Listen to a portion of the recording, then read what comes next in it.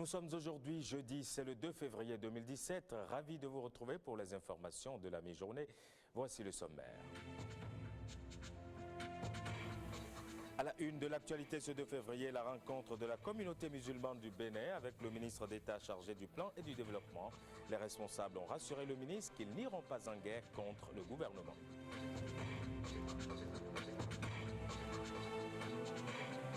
Nous sommes le 2 février et on célèbre la journée mondiale des zones humides. Dans ce journal, William Tchoki nous offre à découvrir l'état des lieux des écosystèmes au Bénin, riches mais menacés.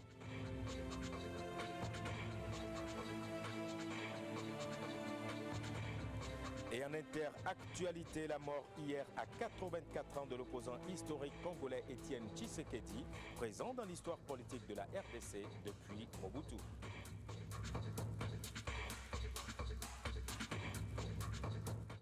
Bonjour et bienvenue à tous. Le Conseil d'orientation et de supervision de la liste permanente informatisée COSLEPI a livré la liste électorale actualisée et consensuelle à la Commission électorale nationale autonome Sénat. C'est une cérémonie légale qui revêt un sens particulier. Reportage Huguette Rondello. Plus de 4 800 000 électeurs inscrits sur la liste électorale permanente informatisée LEPI, liste transmise ce mardi 31 janvier au président de la Sénat par le président du COSLEPI et ce, conformément à la loi électorale. Fier du travail accompli, Badirou Aguemon, le président du COSLEPI, affirme que cette nouvelle liste actualisée est une liste fiable, crédible et consensuelle. En recevant la liste électorale des mains du président du COSLEPI, le président de la Sénat, Emmanuel Tiando, est revenu sur le bien fondé de cette remise et surtout sur l'usage que la Sénat fera de la liste. Vous savez que le code électoral qui régit les élections au Bénin prescrit impérativement que l'organisation de toutes les élections, y compris les consultations électorales, doivent s'effectuer sur la base d'une liste électorale permanente informatisée. Cette liste est établie chaque année selon les dispositions du Code électoral par le COSLEPI et ce COSLEPI a le devoir de remettre cette liste à la Sénat qui organise les élections. Nous attendons de voir s'il y a une consultation électorale au cours de l'année 2017 pour mettre en œuvre cette liste électorale informatisée, actualisée. S'il n'y a pas de consultation électorale, eh bien, nous n'allons pas en faire usage. Si il y a par exemple un référendum, nous allons l'utiliser. Plus de 89 000 nouveaux majeurs en référence à la date du 31 décembre 2016 ont été retenus par le COSLEPI sur cette nouvelle liste actualisée. Premier conseil départemental de concertation et de coordination du plateau. 4 points inscrits à l'ordre du jour, dont 2 ont suffisamment fait débat. Il s'agit des difficultés liées à la perception des taxes locales dans les communes depuis la mise en application de la décision de lever les barrières le long des voies publiques et la question des chefferies traditionnelles. Le compte-rendu est signé Guillaume Avienou et Patrick Nimavo. Le Conseil départemental de concertation et de coordination du plateau sur le site qui va abriter la future cité administrative du département. Un site de 22 hectares à cheval entre les frontières des communes d'Adiawéré et de Pobé. Une visite qui donne le top de la rencontre entre les maires du département et leur autorité de tutelle. Une première depuis le début de l'année avec 4 points inscrits à l'ordre du jour, entre autres les enjeux de l'intercommunalité au Bénin, mais aussi les difficultés liées à la perception des différentes taxes depuis la décision du gouvernement de lever les barrières sur les voies publiques. Pour certains, c'est déjà comme si ils ne doivent plus payer les taxes. On a déjà demandé, même s'il a des séances de travail, il n'aura organisé des séances avec les transporteurs, je peux me déplacer pour leur dire que la levée des barrières n'est pas synonyme du non-paiement des taxes que les mairies doivent percevoir à précisément la TDL que les mairies doivent percevoir. L'autre sujet qui a été au centre des réflexions demeure celui de la gestion des problèmes relatifs à l'autoproclamation et à l'intronisation des rois dans les communes du département. Les gens sont libres de dire qu'ils veulent être rois. Mais il ne faut pas que, en voulant se faire introniser roi, que vous perturbez la quiétude des citoyens. Mais d'abord, dans la commune de laquelle ça doit se passer, en tant que garant de la sécurité des citoyens, est obligé de prendre des actes et rendre compte à l'autorité de tutelle. Au terme des échanges, les participants ont renouvelé leur engagement individuel à travailler pour le développement et le bien-être des populations du département du Plateau. Le comité d'apaisement de la communauté musulmane du Bénin était hier au cabinet du ministre d'État chargé du plan et du développement. Abdoulaye Biochane et ses hôtes se sont entretenus sur le dossier de la libération des espaces publics et sur la mesure interdisant les manifestations religieuses dans les rues. À l'issue de leur entretien, ils se sont prêtés aux questions de la presse. Ils sont ici au micro de Wenceslas Aroimont et de Ghislain Poguer. Nous ne sommes pas contre la décision du gouvernement en ce qui concerne l'assainissement des trottoirs, des domaines publics. L'expression de la foi n'a jamais constitué un problème au Bénin. Nous sommes un pays de tolérance. Nous souhaitons la paix. Nous voulons vivre dans la paix. Nous voulons imposer la paix par la paix. Nous sommes ouverts. Nous ne sommes pas fermés.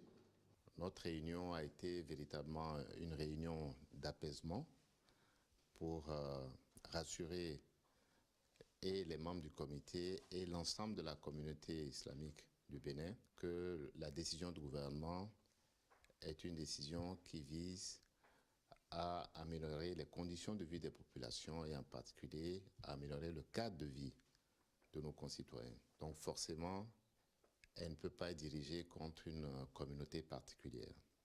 Les représentants du comité présent l'ont très bien compris, qui ont accepté de participer à apaiser les fidèles partout dans notre pays, en particulier à Cotonou. Voilà l'objet de cette réunion qui va être poursuivie dans quelques jours par une autre réunion avec le chef de l'État à qui ils pourront présenter leur perspective de ce qui est en train de se passer. Je pense qu'il y a effectivement un début d'apaisement dans la communauté. Nous sommes aujourd'hui le 2 février et le Bénin, à l'instar de la communauté internationale, célèbre la Journée mondiale des zones humides. Il s'agit des écosystèmes riches mais très menacés. Quel est l'état des lieux au Bénin? Réponse dans ce reportage de William Joki qui nous présente la situation des cours d'eau. Elles constituent l'élément fondamental de toute vie sur Terre. Elles sont des écosystèmes riches en biodiversité, mais très fragiles compte tenu de leur typologie. Il s'agit des zones humides. Nous avons une zone humide riche où nous avons presque tout. Nous avons la faune aviaire, nous avons la faune histologique et nous avons la faune mammalienne. C'est-à-dire, vous avez les citatongas, les antilopes d'eau, vous avez les varans, vous avez le lamantin et autres. Des zones humides riches au Bénin, mais très menacées à cause de leur surexploitation. L'exemple qui crève l'œil est celui de nos cours d'eau. Aujourd'hui, nous avons plus de 50 000 pêcheurs sous nos plans d'eau, ce qui fait que le ratio au kilomètre carré dépasse 100, contre une norme de 10 à 15 au kilomètre carré. Ça montre qu'il y a une forte pression qui s'exerce sur nos zones humides. Il y a aussi l'autre problème de phénomène d'urbanisation qui se situe au niveau de ces écosystèmes-là et qui ont pour conséquence les pollutions de divers ordres. Ici, sur la berge du lac Mokwe, on déverse chaque jour plusieurs tonnes de déchets. Des déchets provenant du marché d'Antokwa et des habitations environnantes. Vous voyez tout le comblement fait par les ordures ménagères et sur lesquels les communautés veulent s'installer pour avoir un site d'habitation proche de Cotonou. Ça fait que tous ces effets-là contribuent à la dégradation des ressources qui devraient être normalement préservées autrement. D'où la nécessité pour nous, lors de la célébration de cette journée mondiale-là, de nettoyer nos zones humides un peu, de les maintenir dans un état acceptable pour l'homme et pour les ressources qui y sont.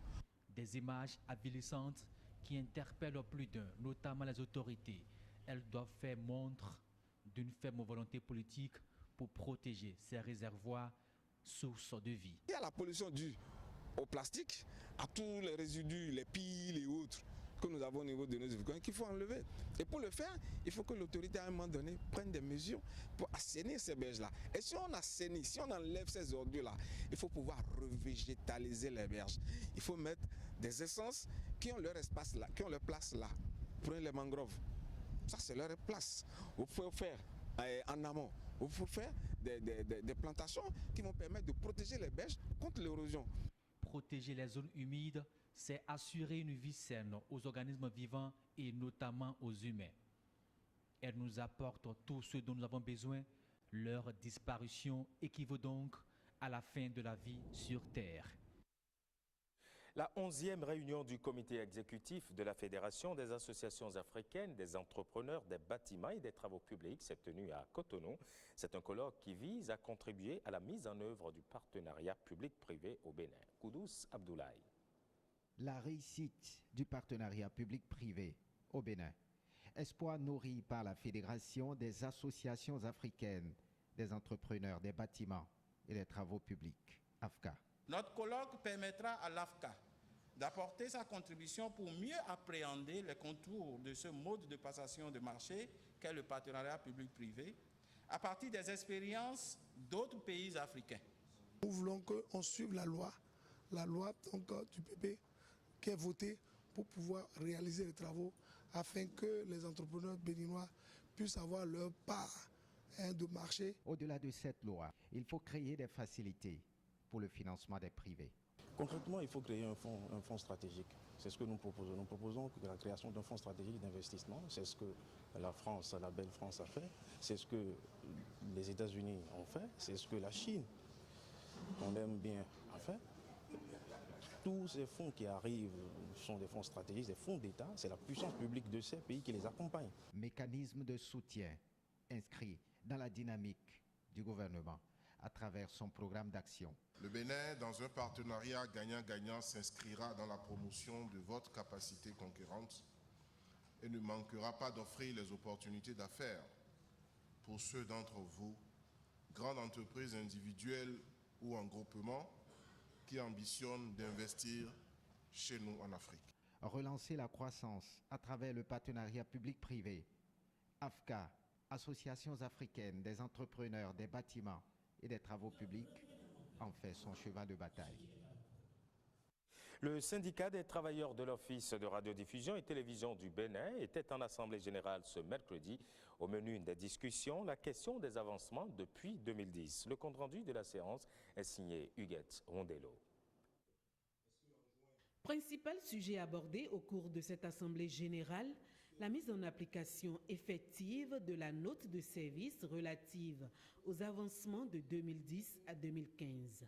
Nous avons convenu qu'il faut que le salaire lié aux avancements soit payé à compter de janvier 2017 et que l'effectivité de ce salaire soit à partir de février 2017 avec rappel du mois de janvier. Ce mois de janvier, nous n'avons pas eu le salaire jusqu'à ce jour. Mercredi 1er février 2017, nous n'avons pas encore eu le salaire.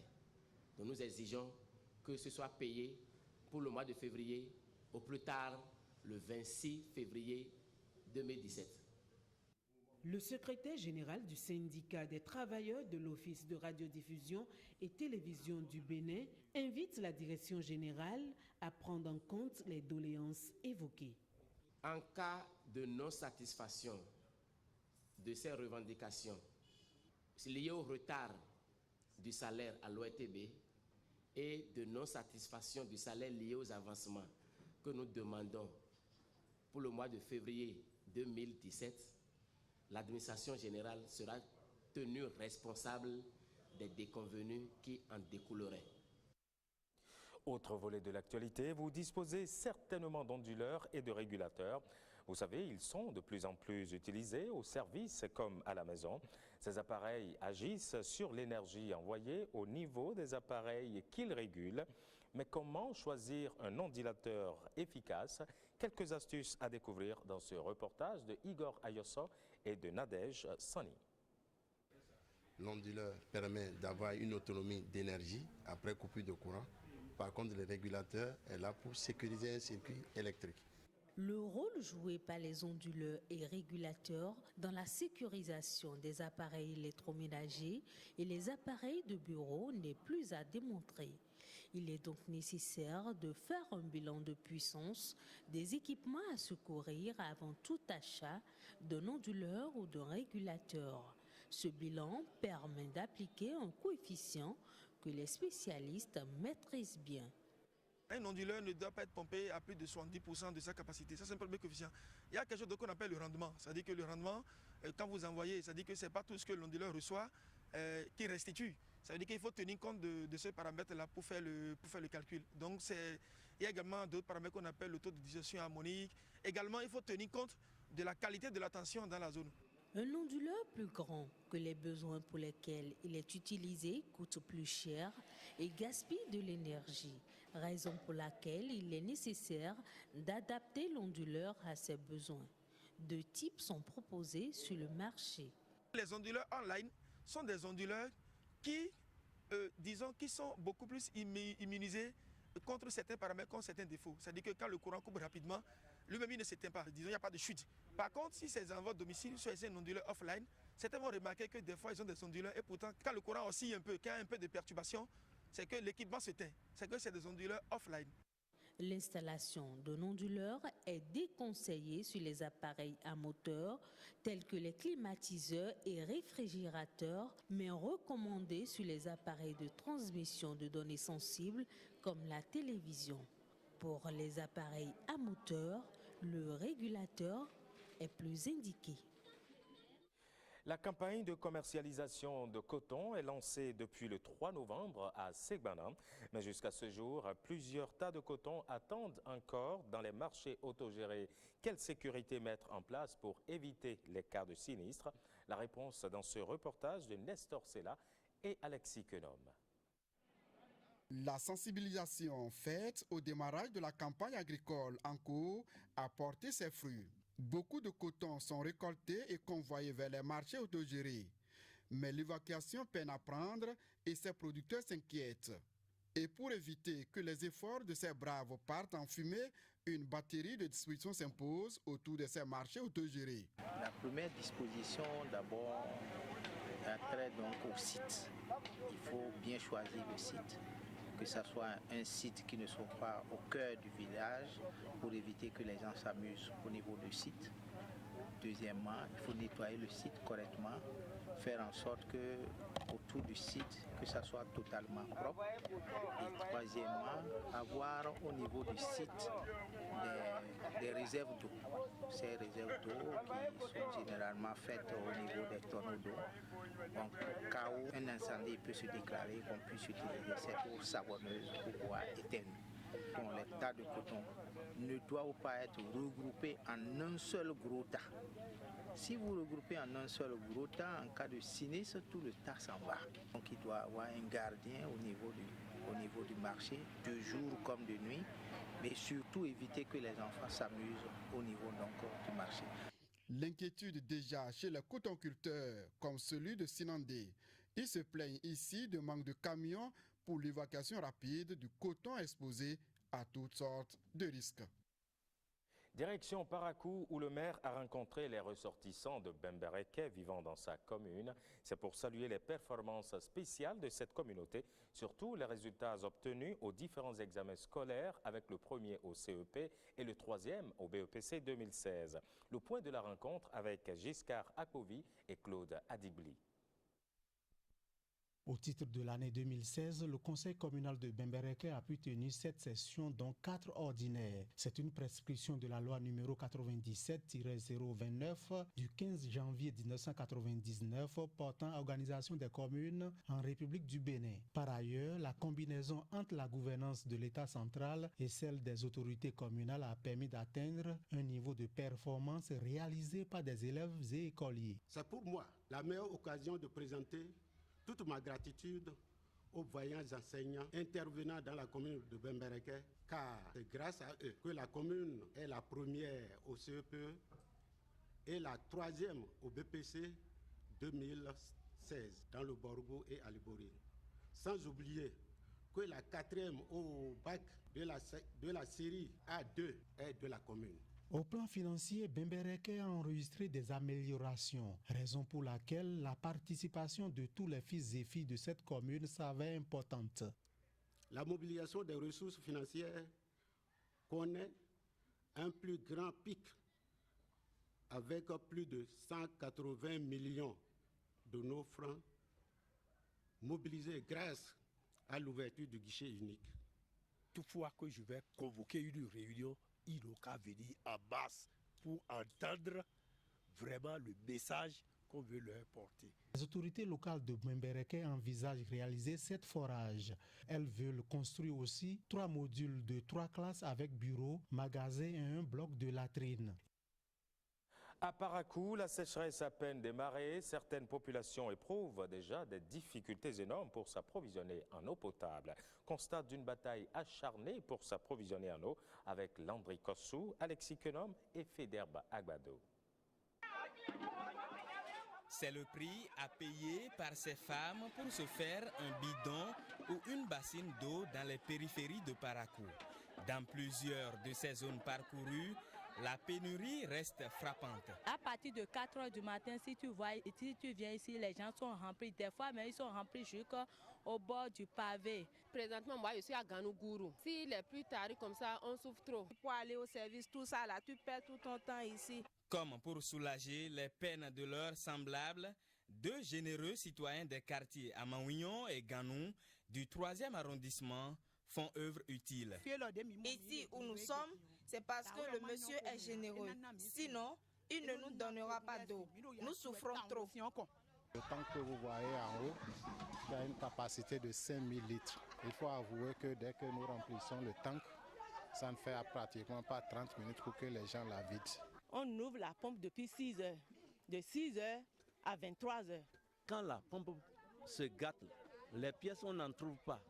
On a les pièces seulement à Guéma, dans un seul lieu. Face à cette situation contrariante de Dame Nature qu'est la sécheresse, les populations émettent des vœux. J'invite le nouveau maire, si éventuellement il a des projets de forage d'eau, de penser à ce quartier périphérique. Nous sollicitons nos autorités à divers niveaux de nous venir en aide. Multiplier les forages publics serait le geste pour soulager les peines de ces populations.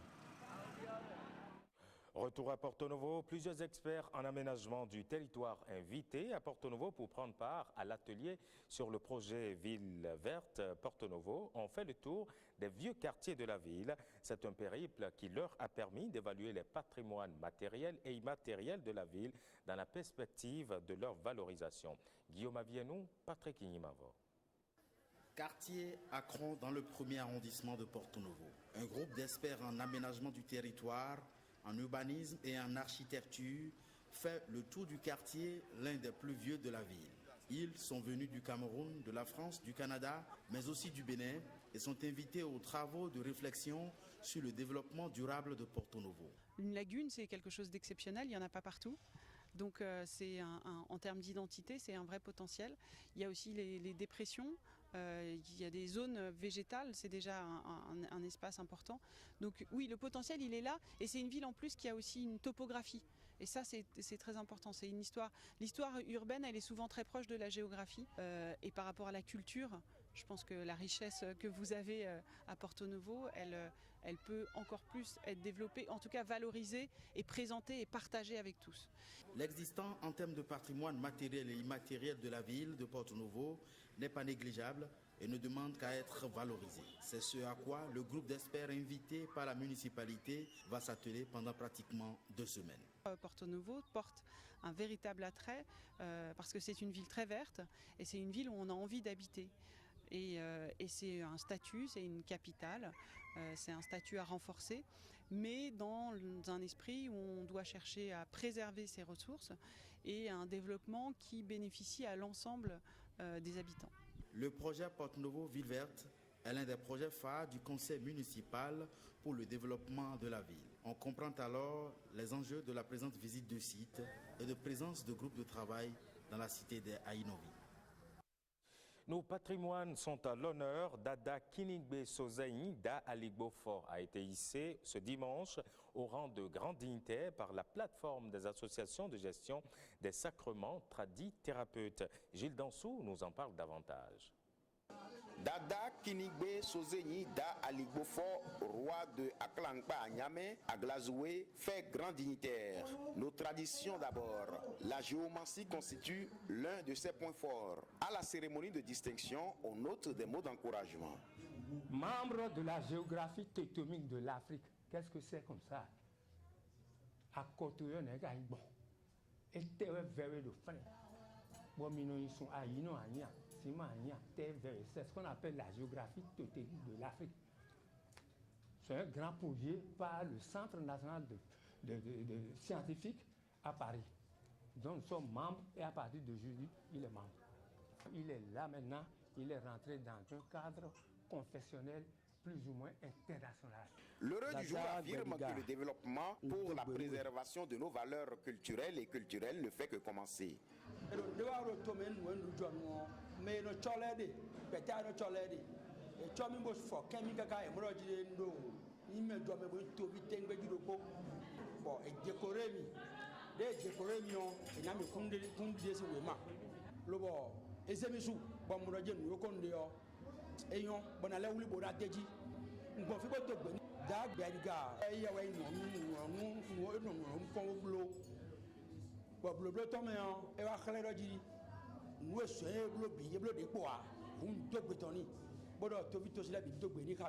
Message d'encouragement.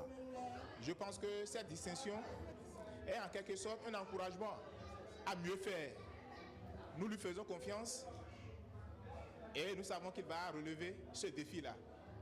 Il va encore travailler davantage pour se mettre encore beaucoup plus au service du Bénin, au service de l'Afrique et au service du monde entier. Des instants de gaieté et de réjouissance. En interactualité, une figure emblématique du monde politique congolais s'est éteinte et plonge la République démocratique du Congo dans l'incertitude. Il s'agit de l'opposant historique Étienne Tshisekedi qui, pendant plusieurs décennies, a mis tout son savoir, son savoir-faire et son savoir-être au service de son pays. Retour sur le parcours de l'homme avec Marie-Louise Perrin.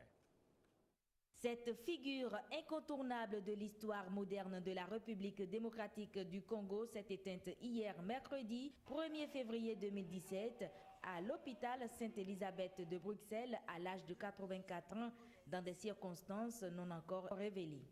Originaire de Luba, Étienne Tshisekedi dit Titi est connu pour être l'opposant historique au Congo depuis l'ère Mobutu jusqu'à hier. Concurrent malheureux de Joseph Kabila à la présidentielle de novembre 2011, marqué par des irrégularités massives, le chef de l'UDPS entendait Union pour la démocratie et le progrès social, n'avait jamais reconnu la victoire de Joseph Kabila et s'était autoproclamé président élu de la RDC après l'annonce des résultats officiels. Pour négocier le départ du président Kabila, le parti d'Étienne Tshisekedi est entré en pourparlers avec la majorité soutenant l'actuel président de la RD Congo pour l'avenir du pays. Le 31 décembre dernier, les deux hommes avaient signé un accord pour mettre en place un régime de transition. Depuis l'annonce de la disparition de ce défenseur acharné de la démocratie, ses partisans craignent que son décès signe la fin de l'accord de décembre 2016. Maintenant, une question reste au bout des lèvres. Qui prendra sa relève à la tête de l'opposition? Et voilà qui met un terme à cette édition. Merci à toutes et à tous de l'avoir suivi. Bonne suite de programmes sur l'ORTB.